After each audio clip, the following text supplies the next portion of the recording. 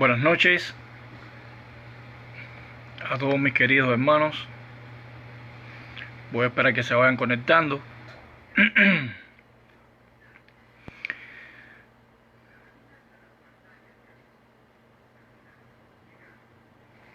El tema que voy a tocar es la segunda parte del infierno.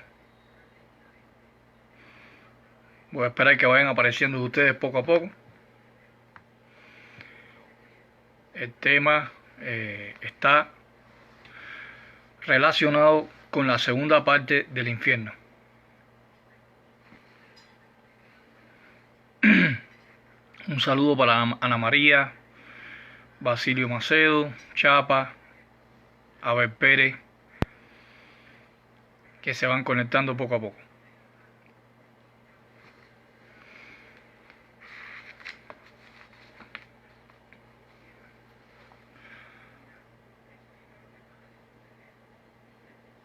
Un saludo para Ernesto Rocha.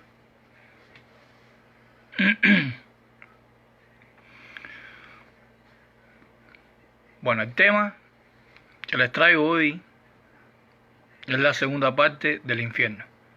Es el lago de fuego y azufre, lo mismo que el infierno, y es Gehenna. Es el lago de fuego y azufre, lo mismo que el infierno, y es Gehenna.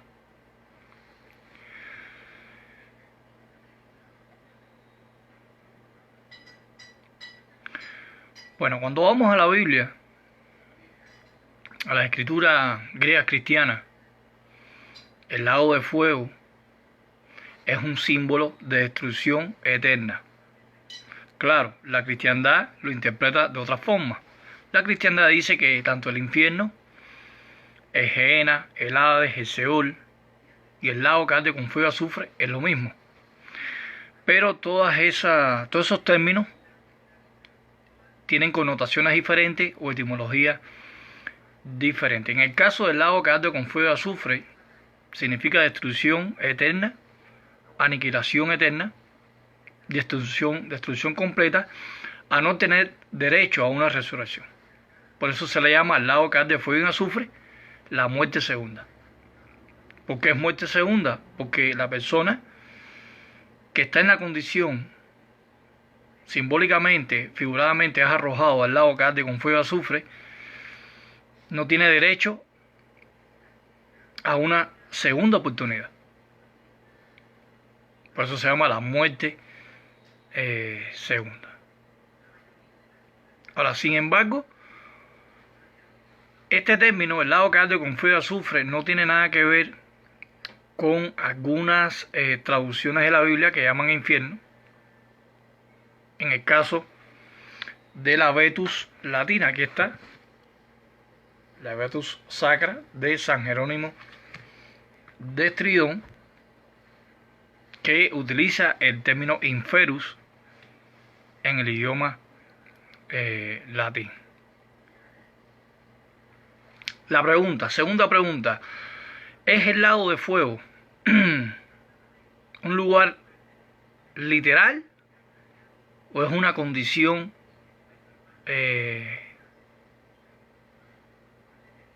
espiritual? Primeramente tenemos que analizar en la Biblia si el lago que arde con fuego y azufre es un lugar literal. Y para eso voy a utilizar la Biblia, la interlineal de la cristiandad, o Juan Carlos Ceballos, este gramatólogo del idioma griego, y voy a leer Apocalipsis capítulo 20, versículo 13, donde habla del lago que arde con fuego y azufre.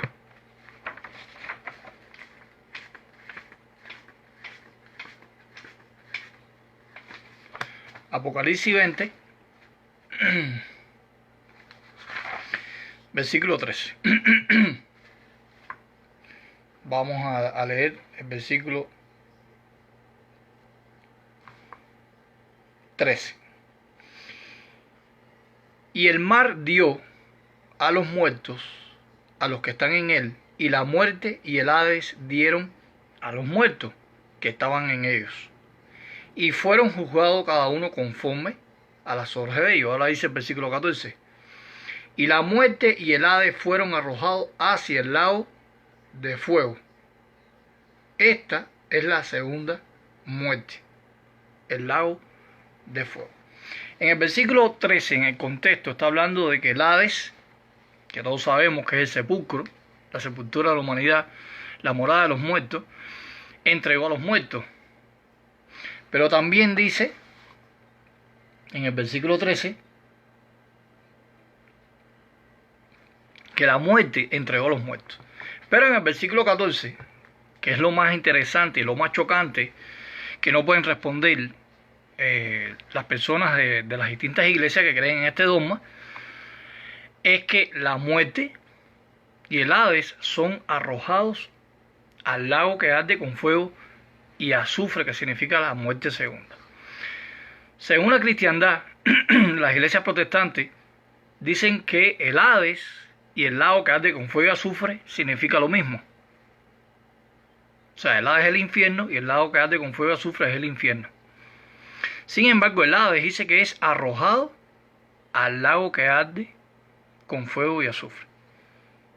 La pregunta sería, ¿tiene sentido? Esto es una pregunta que ustedes deben hacerle a la cristiandad. ¿Sería lógico? ¿Sería razonable en el punto de vista de la cristiandad que el infierno sea arrojado, o sea, el infierno, en este caso el Hades, sea arrojado al mismo infierno? Si el Hades, que es el infierno, es arrojado al lago que arde con fuego y azufre, que es el infierno, ¿cómo el infierno va a atormentar con fuego al infierno? Al mismo propio infierno. Entonces ustedes ven el paradojismo, la incongruencia lógica de la hermenéutica, o sea, la interpretación o la exégesis que se está analizando ahí en Apocalipsis 20, 13 y 14. Así que si el Hades es lanzado al lago que arde con fuego y azufre, el Hades no tiene nada que ver con el lago que arde con fuego y azufre. Pero también dice que es lanzado al lago que arde con fuego y azufre la muerte. Y si en el infierno lo que se lanza o lo que entra al infierno son las almas de los inicuos y está preparado, reservado para Satanás y los demonios, ¿cómo es posible que la muerte sea torturada con fuego o atormentada con fuego? La muerte es una condición, no es una persona. Porque lo que se arroja ahí son las almas de las personas inicuas que han desobedecido la ley de Dios. Entonces Juan, mejor dicho, Apocalipsis capítulo 20, versículos 13 y 14, el versículo 14, la explicación o el argumento que estoy utilizando echa por tierra la creencia del infierno. Porque el lago que arde de fuego y azufre no puede torturar la muerte. La muerte es una condición, la muerte no es una persona. Lo que está entendiendo o lo que se quiere interpretar en el texto, en lo que es la exégesis de estos versículos, el 13 y 14, es que como el lago significa destrucción completa, aniquilación completa, no derecho a una oportunidad, no derecho a una resurrección, y está simbolizando destrucción, por eso es que la muerte no va a existir más en el nuevo mundo, en los 1000 años. Cuando se ponga y se establezca el reino de Dios, la muerte será echado al lago que arde con fuego y azufre. La muerte va a ser destruida, no será más. ¿Y qué dice Primera de Corintios 15:26? Vamos a leer. Primera de Corintios 15:26. como el último enemigo, la muerte ha de ser reducida a nada. ¿Dónde va a ser reducida a nada la muerte según el apóstol Pablo en 1 Corintios 15:26? En el lago que arde con fuego y azufre, Apocalipsis 20:14. Tanto la muerte y el Hades, que es la sepultura de la humanidad, donde las personas están descansando en la muerte, esperando la resurrección de Dios, el Hades no existirá más en el reino de Dios. Cuando Cristo venga en su parucía, que se ponga la condición, que se establezca el reino de Dios aquí en la tierra, ni el Hades, que son el cementerio o la sepultura, ni la muerte va a existir. Por eso es que es lanzado al lago que arde con fuego y azufre. Ahora, algo importante es el que aparece ahora en Apocalipsis 19, versículo 20. En Apocalipsis 19:20 también hay algo contradictorio en la cristiandad. En el 19:20 dice el texto: y la bestia salvaje fue prendida, y junto con ella el falso profeta, que ejecutó delante de ellas las señales con las cuales extravió a los que recibieron la marca de la bestia salvaje y a los que rinden adoración a su imagen. Estando todavía vivos, ambos fueron arrojados al lago de fuego que arde con azufre. Dice que también en el lago que arde con fuego y azufre es lanzado la bestia salvaje. Si vamos a interpretar el texto literal y no simbólico, o no en sentido figurado, como figura retórica de interpretación, Apocalipsis 19 y 20, la cristiandad se mete en un gran problema. ¿Por qué razón? Porque si la bestia salvaje, ahí se está refiriendo, claro, sabemos que la bestia salvaje tiene otro sentido, tiene otro significado, aplica a otra cosa. Pero la bestia salvaje, si el texto se interpreta literalmente, tiene sentido que Dios torture o atormente una bestia salvaje que actúa por instinto, que no razona como el ser humano, porque los animales no tienen conciencia. Los animales no tienen noción de lo que está bien y de lo que está mal. No piensan, no razonan, no meditan. No tienen una conciencia que puede trabajar en ellos. No tienen el libre albedrío tampoco. Entonces, si Apocalipsis 19 y 20 está interpretando que el texto, la bestia salvaje, se refiere a una bestia, entonces ¿qué sentido tiene en que Dios torture a una bestia? Así que el texto de Apocalipsis 19:20 se está refiriendo a otra cosa. Vamos a ver ahora Apocalipsis 20:10. En Apocalipsis 20:10 dice también: y el diablo que los estaba extraviando fue arrojado al lago de fuego y azufre, donde ya estaban tanto la bestia salvaje como el falso profeta, y serán atormentados día y noche para siempre. O sea, dice el texto que serán atormentados para siempre. Bueno, no solamente la cristiandad dice que el lago que arde con fuego y azufre, que es el infierno, es preparado nada más para Satanás y el diablo, sino para los demonios. Pero yo estuve explicando en la primera parte que el fuego literal no le puede hacer daño a Satanás y el diablo. No puede hacerle daño. ¿Por qué razón? Hay varios textos que voy a citar, y esos textos necesito que ustedes lo apunten para que puedan responder eficazmente y hacer una defensa en contra de los detractores o pastores que creen en este dogma de el infierno de fuego. Y por ejemplo, si voy a Éxodo 3:2, en el libro de Éxodo capítulo 3, verso 2, estoy citando de la traducción de Nuevo Mundo, Dice el verso 2, entonces se le apareció el ángel de Jehová en una llama de fuego en medio de una zarza.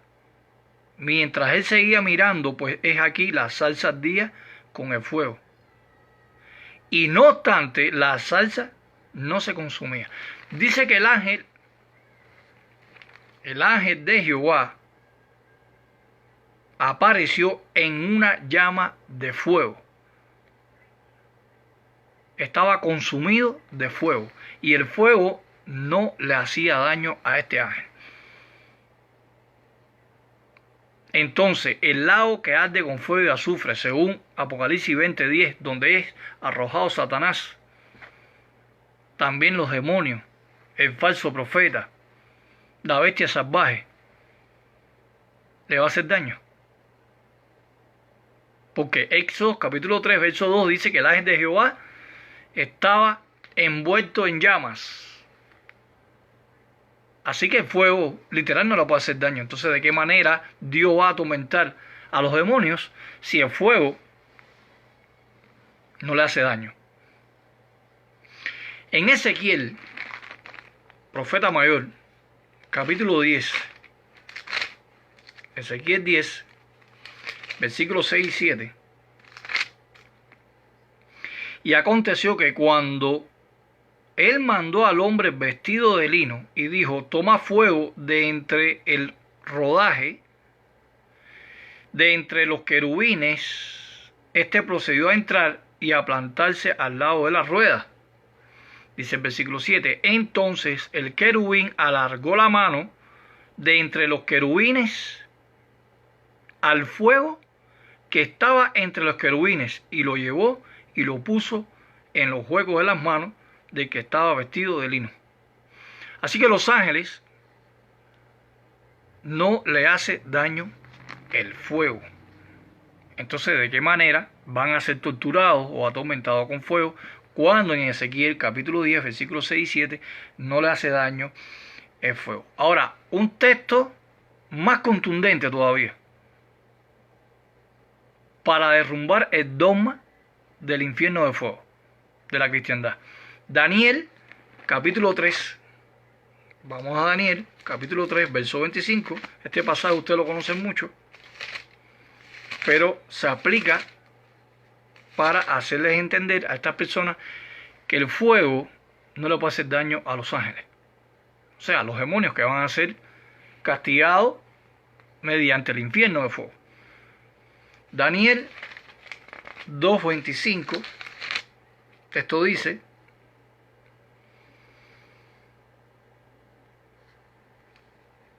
entonces, Daniel 3:25, mejor dicho, Daniel 3:25, dice el texto, él respondía y decía, miren, contemplo a 4 hombres físicamente capacitados que se pasean libres en medio del fuego y no sufren daño, y la apariencia del cuarto se asemeja a un hijo de los dioses, o sea, a un ángel. Entonces fue cuando Nabucodonosor se acercó a la puerta del horno ardiente de fuego y respondía y decía, Sadrach, Mesach, Abednego, siervos del Dios Altísimo, salgan y vengan acá. Entonces, los babilónicos, o sea, el rey Nabucodonosor, cuando miró y se asomó en la puerta del horno, vio a un ángel de Dios que dice que no se consumía con fuego. Así que los ángeles no pueden ser atormentados con fuego como quiera hacer ver la cristiandad. Vamos a otro texto, vamos al libro de los Hechos. En el libro de los Hechos, capítulo 7, verso 30.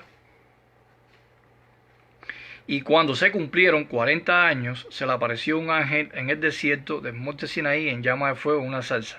Bueno, este texto lo pueden utilizar junto con Éxodo 3:2. Ahora, 2 de Tesalonicenses. Vamos a 2 de Tesalonicenses. Capítulo 1. La carta de Pablo.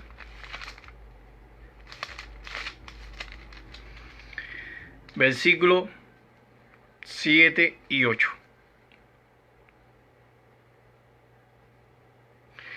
Pero a ustedes que sufren la tribulación con alivio juntamente con nosotros al tiempo de la revelación del Señor Jesús desde el cielo con sus poderosos ángeles en fuego llameante al traer venganza sobre los que no conocen a Dios. Dice que Jesucristo viene con sus ángeles envueltos en llamas de fuego. Así que ni a Satanás ni a los demonios le puede hacer daño el fuego. ¿Por qué razón? Porque el término lago que arde con fuego y azufre significa destrucción completa. Significa destrucción completa. Ahora, ¿qué representa destrucción eterna? Porque la Biblia dice claramente que el lago de fuego significa la muerte segunda. O sea, en Revelación capítulo 20, verso 14 y 21.8. Según Revelación 21.8. Pero en cuanto a los cobardes y a los que no tienen fe y los que son repugnantes en su suciedad, y asesinos y fornicadores y los que practican espiritismo, idólatras y todos los mentirosos, su posición será en el lago que arde con fuego y azufre. Esto significa la muerte segunda. Claro, este texto de Apocalipsis 21.7 está hablando de que los inicuos, las almas de los inicuos van a ser atormentados en el lago que arde con fuego y azufre. Pero el primer tipo de muerte que se menciona en la Biblia es el que sufrimos por culpa del pecado de Adán. O sea, de este tipo de muerte se resucita y Dios va a eliminar a su debido tiempo la muerte. Ahora, el lago de fuego representa, cuando leemos el texto de Apocalipsis 21.7, representa un segundo tipo de muerte, o sea, una muerte distinta a la primera que yo expliqué. ¿En qué sentido? Aunque la muerte, fíjense, aunque la muerte segunda también representa la inexistencia, la Biblia no dice que sea posible resucitar de este tipo de muerte. O sea, es interesante que la Biblia menciona que Jesús tiene las llaves de la muerte y el Hades, lo cual indica que tiene autoridad para rescatarnos de la muerte. Ahora bien, ni siquiera Jesús tiene la llave del lago de fuego. Fíjense este argumento. Dice que tiene la llave del Hades. Y el Hades representa el cementerio o las tumbas conmemorativas de todas las personas que han muerto. Porque dice que el Hades va a entregar los muertos. Y algo lógico es cómo el Hades va a entregar los muertos y después el Hades sea arrojado al infierno, al lago que arde con fuego y azufre. Entonces las personas van a salir, si el Hades es el infierno, entonces el infierno va a sacar a las almas inicuas para afuera, va a vaciar el infierno, el Hades, y después el Hades vacío, porque dice que el Hades va a entregar los muertos, las almas que supuestamente son inicuas. Entonces el Hades, que es el infierno, se queda vacío y después el Hades es arrojado vacíamente al lago que arde con fuego y azufre. No se dan cuenta que es algo anormal completamente, que es algo ilógico lo que está haciendo la cristiandad, engañando a las personas en todas las denominaciones religiosas. Entonces Jesús no tiene las llaves del lago que arde con fuego y azufre. Sí tiene las del Hades, pero del lago que arde con fuego y azufre no las posee. Eso se debe a que el lago de fuego simboliza el castigo judicial de destrucción eterna. Y eso lo demuestra 2 Tesalonicenses capítulo 1, verso 9, que voy a darle lectura para que ustedes se vayan familiarizando, ¿no? Vamos a 2 Tesalonicenses capítulo 1, verso 9, según la carta paulina del apóstol Pablo. Segunda de Timoteo, capítulo 1, verso 9. Estos mismos sufrirán, claro, este texto lo utiliza la cristiandad para decir que el infierno existe, pero vamos a explicar bien y vamos a utilizar algunos términos griegos en 2 Tesalonicenses, capítulo 1, verso 9. Entonces, estos mismos sufrirán castigo judicial de destrucción eterna delante del Señor y de la gloria de su fuerza. Dice el versículo 9. Cuando vamos, por ejemplo, a la Reina Valera, lo dice diferente. Voy a buscarle la segunda carta de Tesalonicenses, capítulo 1, verso 9, los cuales sufrirán pena eterna. Fíjense, ella cambia, no dice destrucción eterna, como dice la traducción de Nuevo Mundo. Entonces ahí hay que entrar al griego koiné. O sea, hay textos doctrinales que se necesita entrar en el griego, en la gramática o morfología griega, no lo que tiene que ver con traducciones. Ese texto, 2 Tesalonicenses capítulo 1, verso 9, se analiza en la morfología griega, no se analiza en lo que es las traducciones bíblicas. Entonces, la traducción del Nuevo Mundo habla, según el verso 9, utiliza la expresión sufrirán castigo judicial de destrucción. Y la Reina Valera del 60 de la cristiandad lo dice diferente, lo traduce como, en el versículo 9, los cuales sufrirán pena de eterna perdición. Pena eterna perdición. Ahora, hay una palabra griega que se utiliza en la Reina Valera que es por perdición. ¿Y cuál es el término griego para perdición? Olethron. Olethron. Cuando usted busca olethron en el diccionario de Vine, significa destrucción. Significa especialmente el sentido de destruir a alguien. Y ese mismo término, electron, aparece en Hebreos 11:28. Vamos a Hebreos, en el interlineal de la cristiandad griego-español, por Juan Carlos Ceballos. Hebreos, capítulo 11.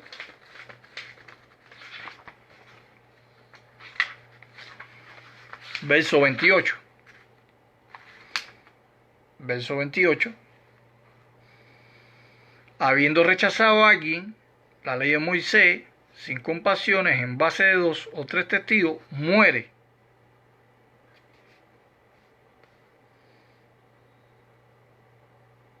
Aquí aparece el término habiendo rechazado,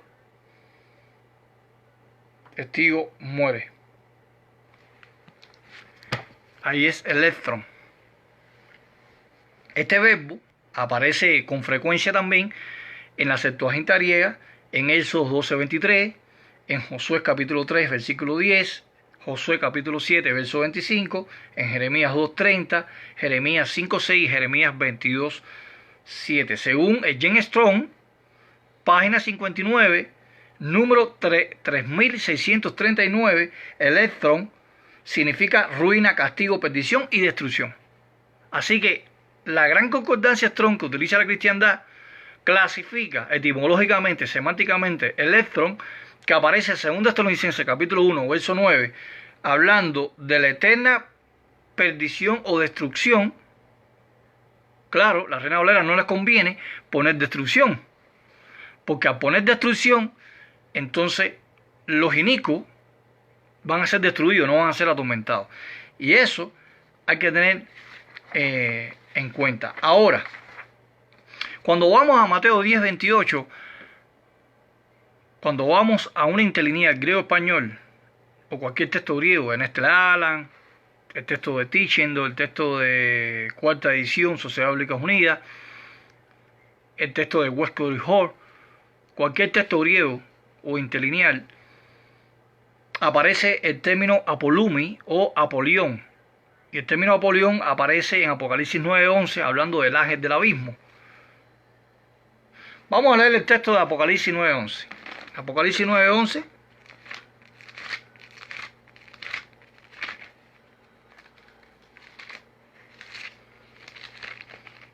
Apocalipsis 9:11. Dice de esta manera: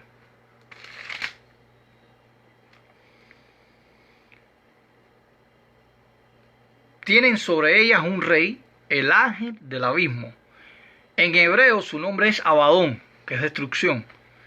Pero en griego tiene el nombre de Apolión. Y Apolión, cuando usted va a cualquier léxico del idioma griego, cualquier gramática o diccionario del griego español, Apolión, cuya etimología semántica primaria, raíz primaria es destrucción. O sea, el ángel del abismo es un ángel destructor. Y Mateo 10:28 habla de lanzar al Gehenna el alma y cuerpo, donde dice que es destruido, donde será destruido tanto el alma como el cuerpo. Claro, ellos dicen ahí que la palabra Apolión o Apolumi, que es una declinación de Apolión, se está refiriendo que el alma es destruida en sentido simbólico, en sentido figurado.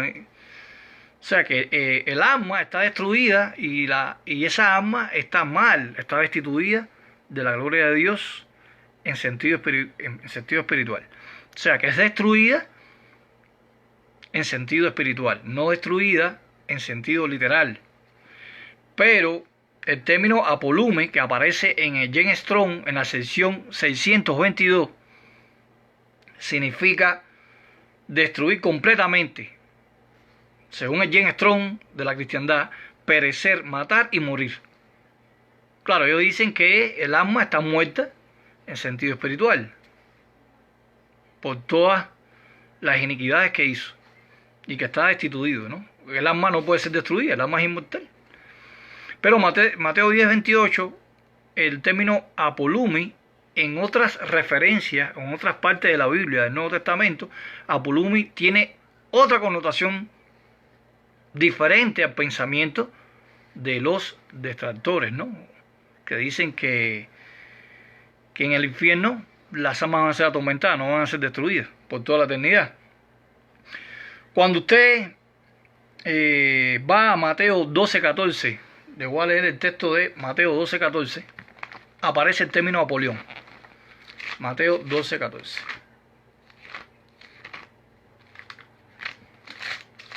Mateo 12:14 dice de esta manera: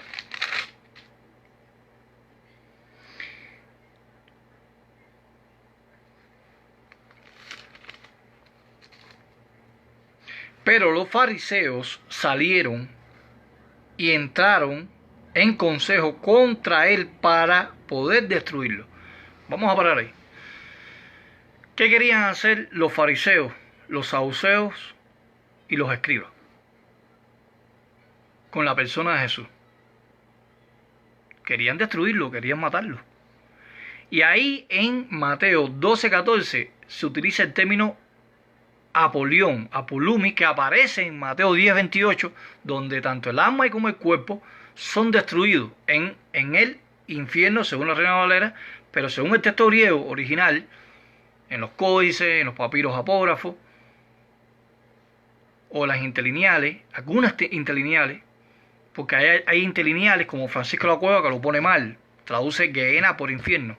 Pero en Mateo 10:28 está el término sige, que es alma, está el término soma, que es cuerpo, está el término geena, que es el vainón, y está el término apolumi, que es destrucción. Ahí hay 4 términos importantes, pero el que estoy utilizando es el cuarto, que es el término apolumi, destrucción, que significa destrucción, aniquilación. Entonces, en Mateo 12:14, los fariseos estaban buscando a Jesús para darle muerte, o sea, destrucción.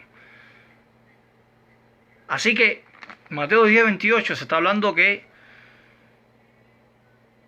la vida, que es el alma, y el cuerpo van a ser condenados en una destrucción completa, una muerte segunda. O sea, el Gehenna viene siendo lo mismo que el lago que arde con fuego y azufre. Aniquilación completa, destrucción completa, no derecho a una resurrección,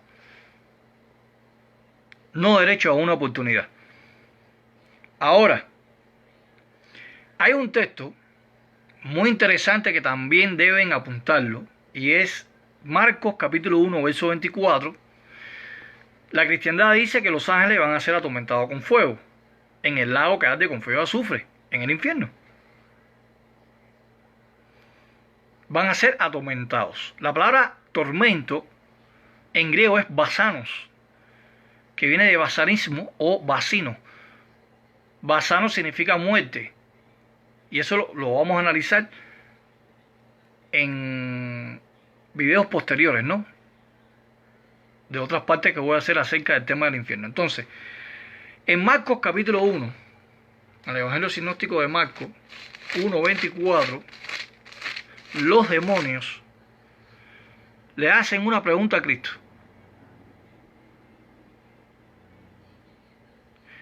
Compartan este video. Ya somos 33 que estamos en la directa. Compartan este video.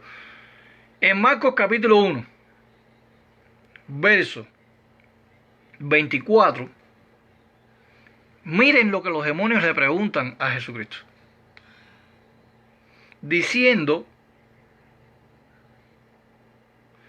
vamos a leer el versículo 23, el contexto.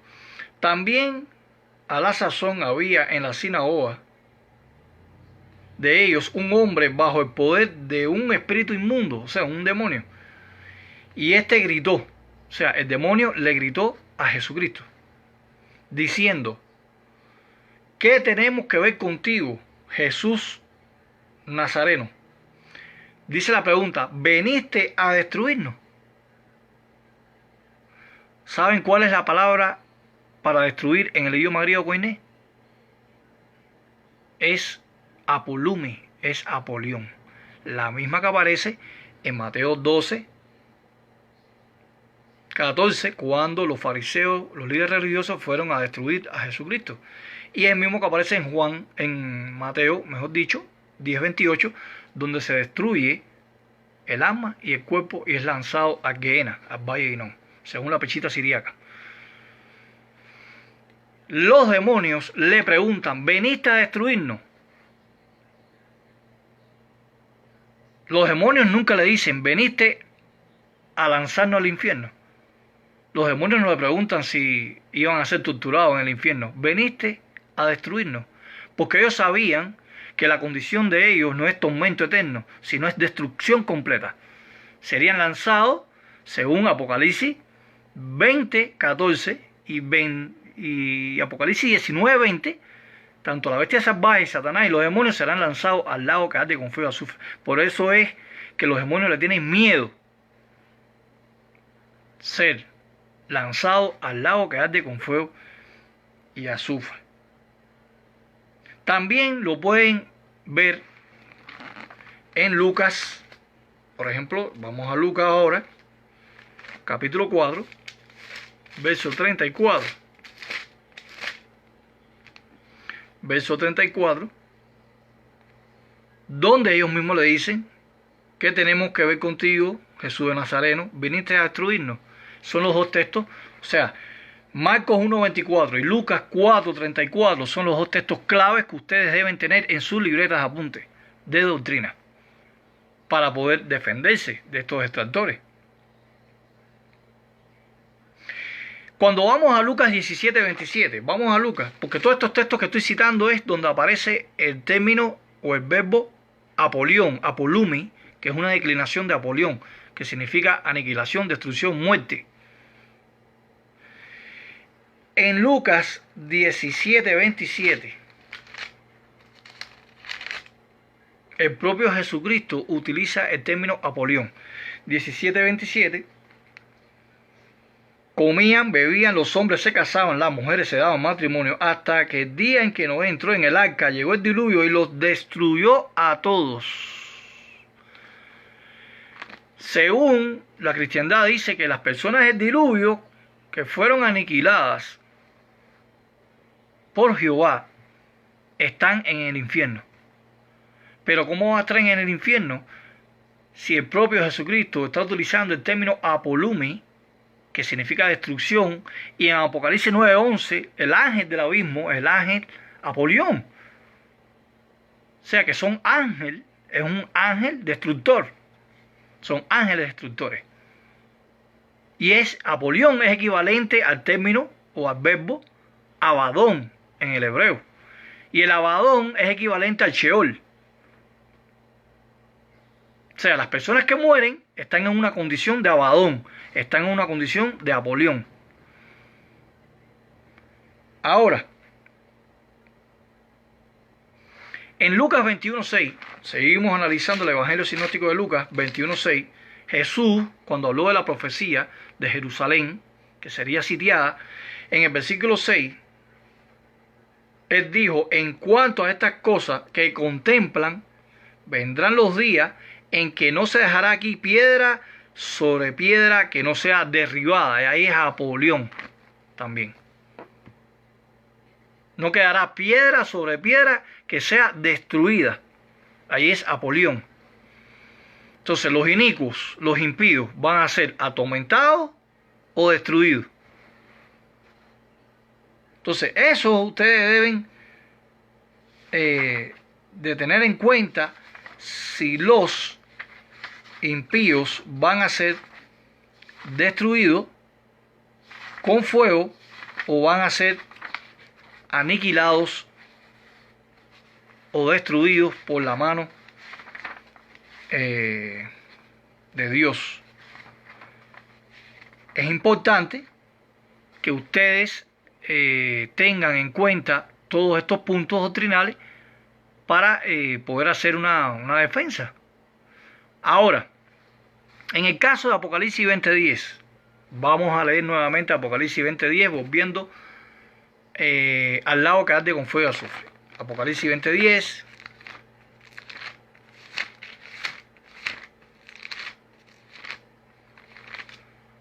Dice, y el diablo que lo estaba extraviando fue arrojado al lago de fuego y azufre, donde ya están tanto la bestia salvaje como el falso profeta, y serán atormentados día y noche para siempre jamás. Vamos a concentrarnos ahora en la expresión día y noche para siempre jamás. Día y noche para siempre jamás. Según la cristiandad,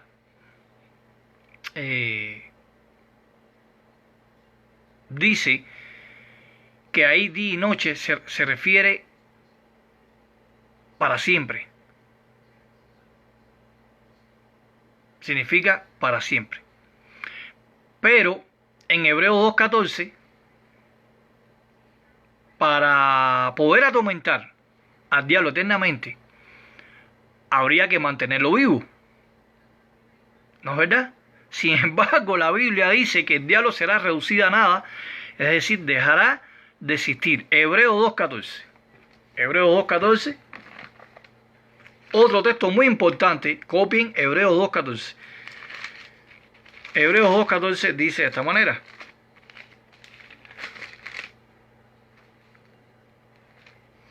Por lo tanto, pues los hijitos son participantes de sangre y de carne. Él también de igual manera participó de las mismas cosas, para que por su muerte redujera a nada al que tiene el medio para causar la muerte, es decir, el diablo, para causar la muerte o la destrucción. Ahora bien, por ejemplo, si analizamos el texto que aparece en Ezequiel, vamos a Ezequiel, en la primera parte del video del infierno que yo diserté, analicé algo del capítulo 28 donde dice que el diablo se paseaba por las piedras de fuego y que el fuego no le hace daño, el fuego literal no le hace daño a Satanás el diablo. Pero no leí los demás versículos. Vamos a Ezequiel 28. En Ezequiel 28 habla del fin de Satanás el diablo, proféticamente. Vamos a Ezequiel 28 y vamos a leer a partir del versículo 18 al y 19. Por la abundancia de tus errores, debido a la injusticia de tus artículos de venta, has profanado tus santuarios. Y sacaré un fuego en medio de ti.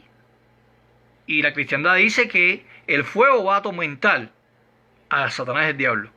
Pero aquí está diciendo lo contrario. El fuego va a hacer otra función. Es lo que tendrá que devorarte. Dice que el fuego va a devorar a Satanás el diablo.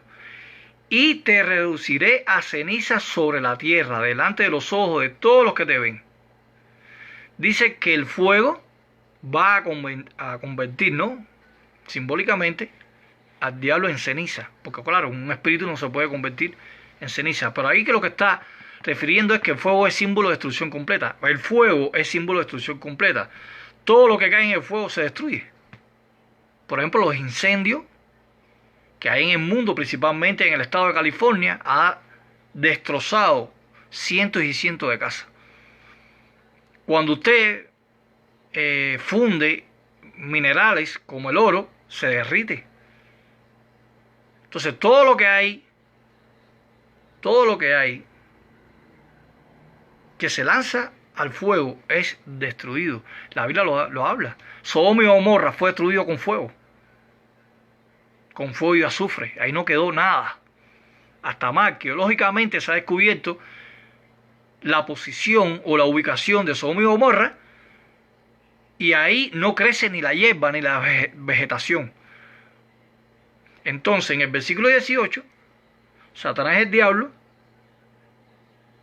es devorado por el fuego y reducido a ceniza. Dice el versículo 19: en cuanto a todos los que te conocen entre los pueblos, ciertamente fijarán su vista asombrados en ti.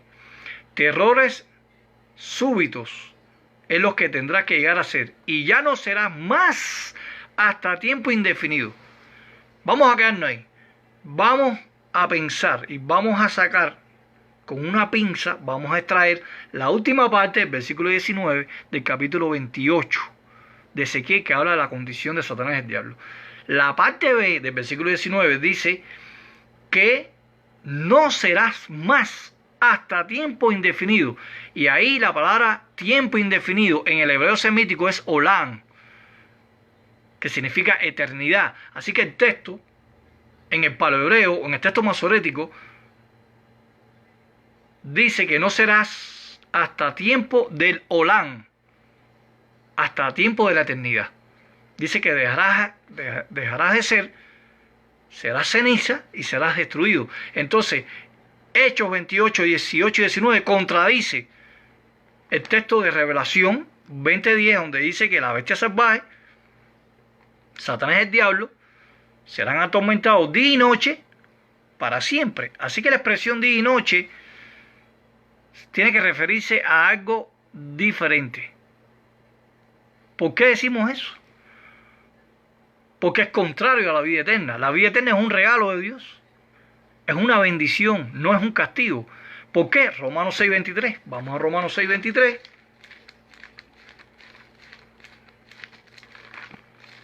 Romanos 6:23 dice de esta manera: porque el salario que el pecado paga es muerte, pero el don que Dios da es vida eterna, por Cristo Jesús nuestro Señor.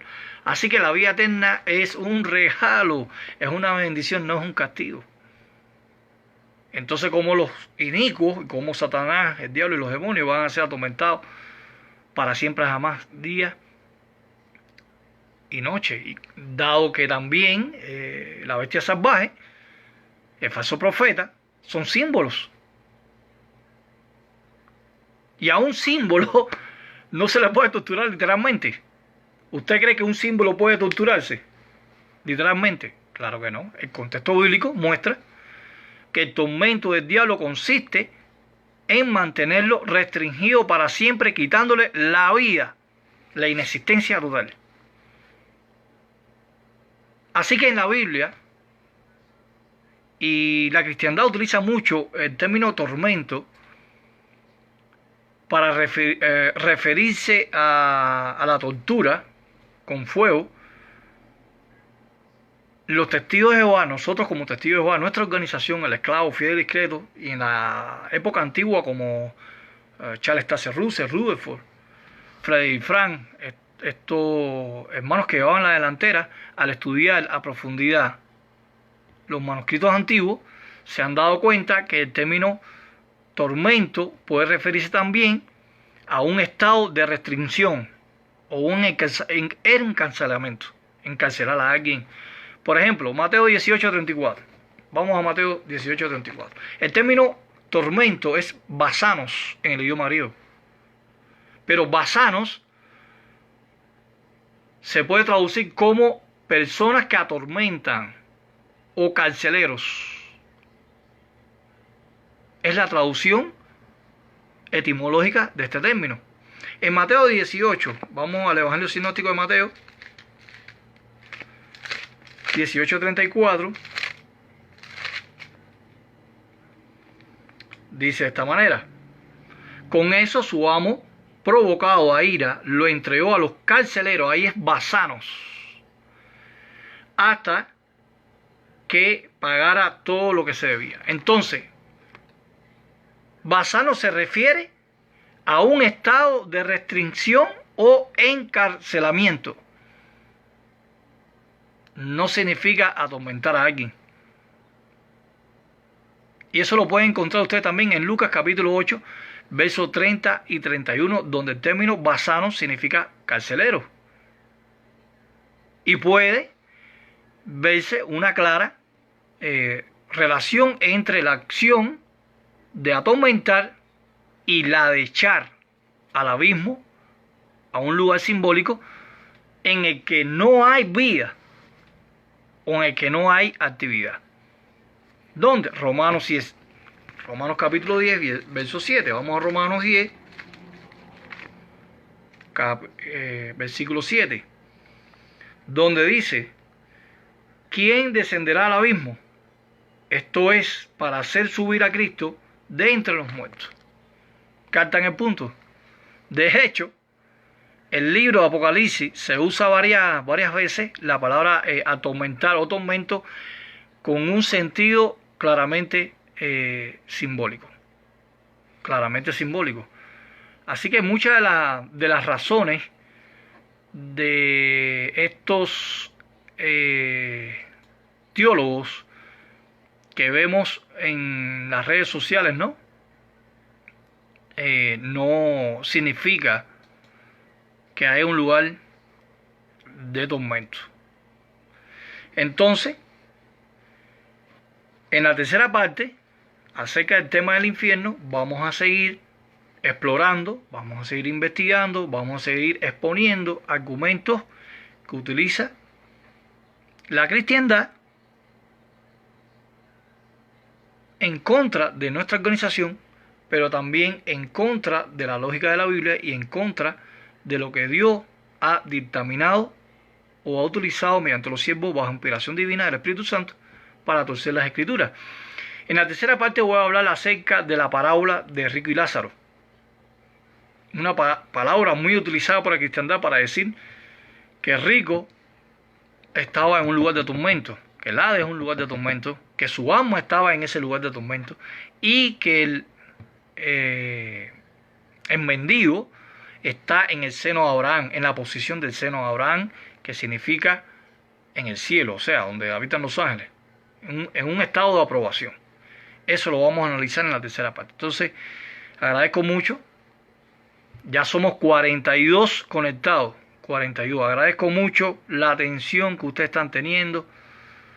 Veo que tienen mucho interés en estos temas. Y me alegra mucho de que ustedes estén tomando nota. Muchos de ustedes me han mandado mensajes agradeciendo de lo que yo estoy haciendo, ¿no? A quien tienen que agradecerle a Jehová, no es a mí. Primeramente Jehová.